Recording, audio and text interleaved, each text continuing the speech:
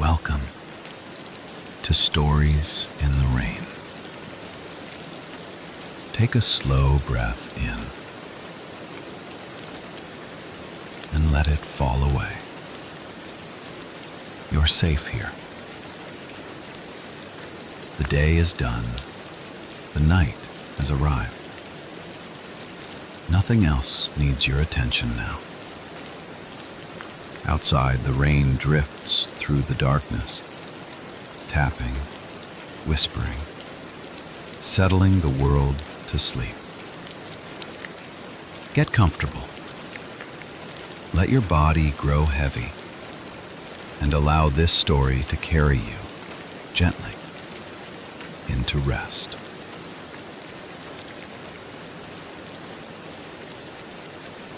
Rain had been falling for most of the evening by the time Mira reached the outer edge of the island. It wasn't the kind of rain that rushed or roared. It came down in steady lines, tapping against the surface of the sea and darkening the wooden boards of her small boat. The water around her reflected the pale glow of the moon, broken now and then by drifting clouds that softened its light. The air smelled clean and cool, carrying the scent of wet stone, salt, and distant greenery. Mira stood at the bow, one hand resting on the lantern that hung from a small hook near the rail. Its warm glow spread across the deck, catching in shallow puddles and turning them into small pools of gold. Each time the boat rose and dipped with the gentle movement of the tide, the lantern's reflection shifted across the wet wood. On the railing beside her, a gray and white gull perched with one foot tucked up beneath its feathers. "You're quiet tonight, Tide," Mira said softly. The gull turned his head and blinked at her. "That's because the rain is doing all the talking." Mira smiled. "Do you hear something I don't?" "I hear the water telling the rocks to be patient," Tide replied, "and the wind reminding the palms not to lean too far." "That sounds like a lot of listening for one gull." Tide fluffed his feathers slightly. "Someone has to pay attention. You get lost in your maps." Mira laughed quietly and reached into her coat pocket, where a folded piece of worn parchment rested. She didn't open it. She already knew what it showed: a rough drawing of the island's shape, a small mark near one of its sheltered coves. The map had been passed from hand to hand for years, and most people thought the place it pointed to was only a story. But Mira had followed stories before, and sometimes stories led to real places. The outline of the island grew clearer as the boat drifted closer. Tall palms leaned inward over the shoreline, their long leaves catching the rain and letting it fall in slow drops. Dark rocks framed a narrow entrance to a small cove, where the water looked calmer and deeper in color. Farther out, anchored just beyond the cove's mouth, a larger ship rested quietly, its lanterns glowing warm against the cool night. Mira guided her boat between the rocks with slow, careful movements. The rain softened as the palms began to shelter the water, and the sound of falling drops changed from open tapping to a quieter, gentler rhythm. "This looks promising," Tide said, peering ahead. "If treasure were the sort of thing to enjoy a rainy night, this is where I'd leave it." Mira brought the boat toward the sandy edge of the cove. The hull brushed against the shore with a soft sound, and she tied the rope to a smooth stone near the waterline. When she stepped onto the sand, her boots sank slightly into the damp ground. The cove opened into a wide curve of shore, framed by low rocks and palms. Lantern light from the anchored ship stretched across the water in long, trembling lines.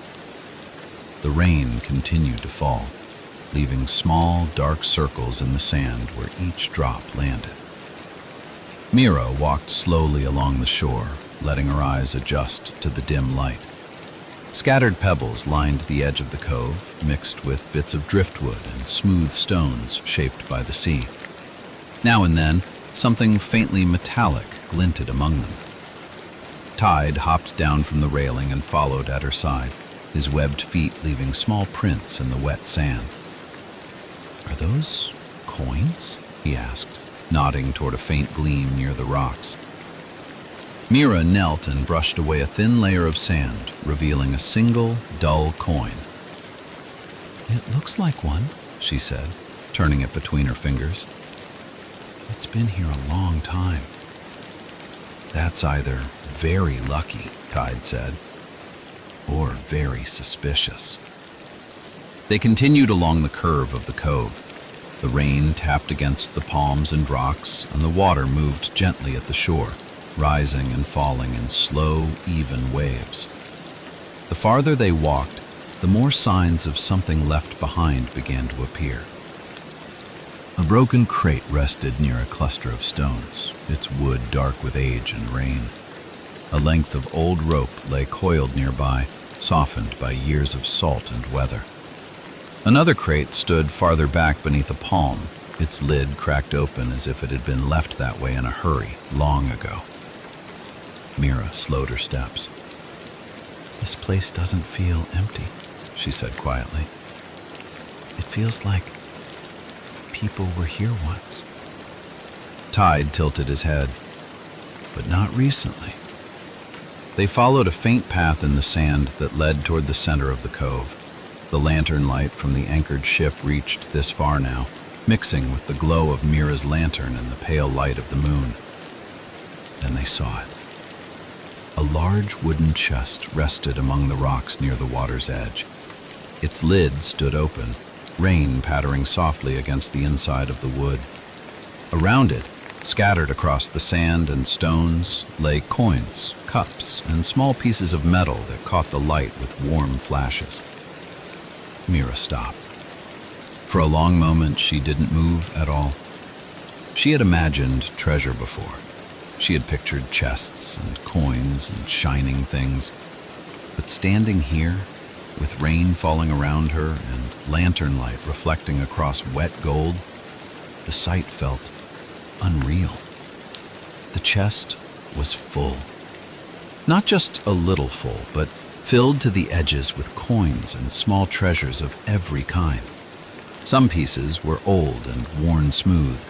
Others looked almost untouched, their surfaces bright in the soft light.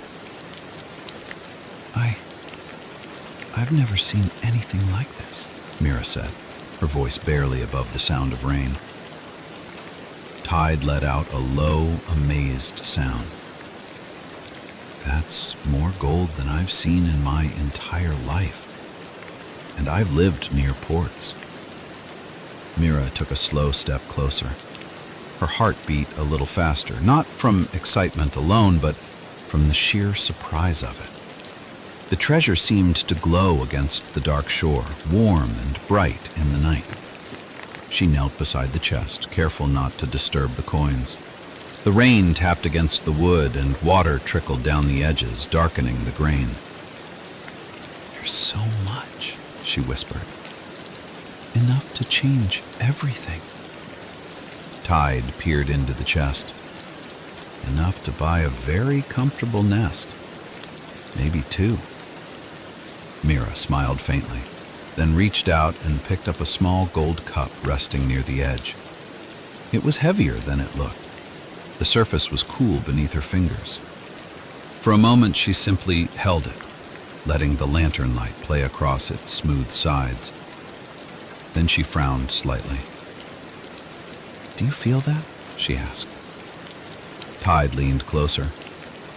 "Feel what?" "It's cold," Mira said. "Not from the rain, just cold." She set the cup down and picked up a coin instead. This one felt the same, cool, almost unwelcoming, despite the warm light around it. Tide shifted his weight.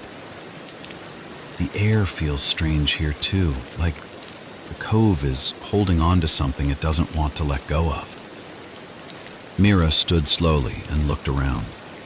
The rain continued to fall.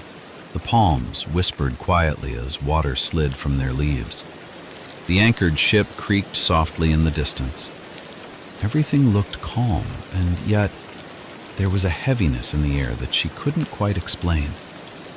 She imagined loading her boat with gold, imagined sailing away with pockets full of shining coins, imagined returning to port with more than she had ever dreamed of carrying.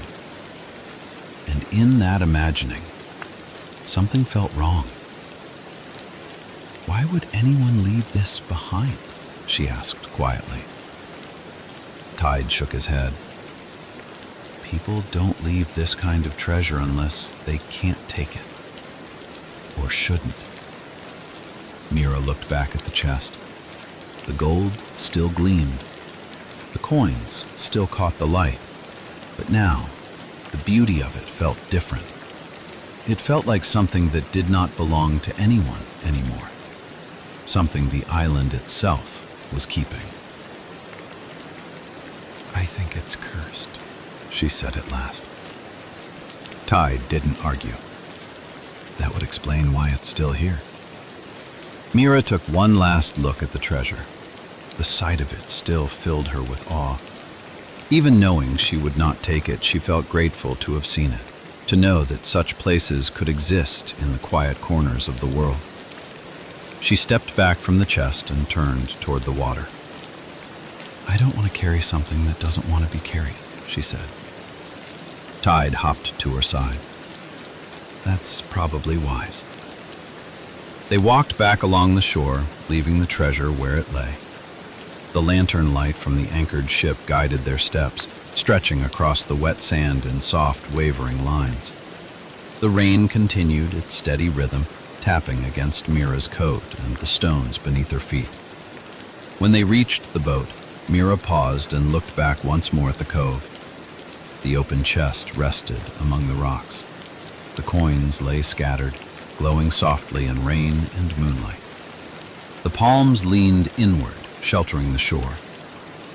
Nothing had changed. And yet, she felt lighter for what she had chosen not to take.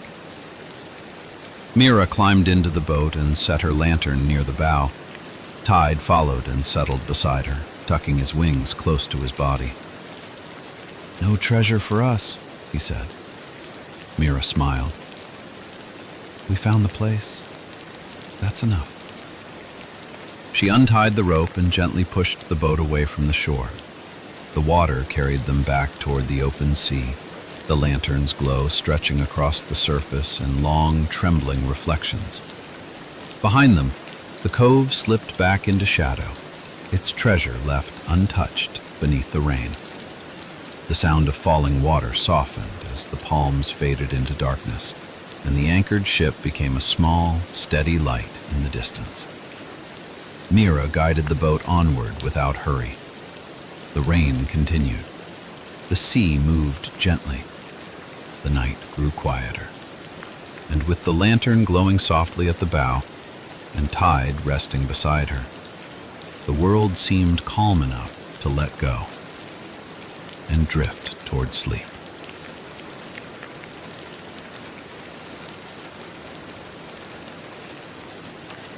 And as the story comes to an end, there is nothing more you need to do. You don't need to listen closely now. Just let the rain remain soft and steady. Let your breathing stay slow. Let yourself drift. The night will take it from here, and you may rest. Good night.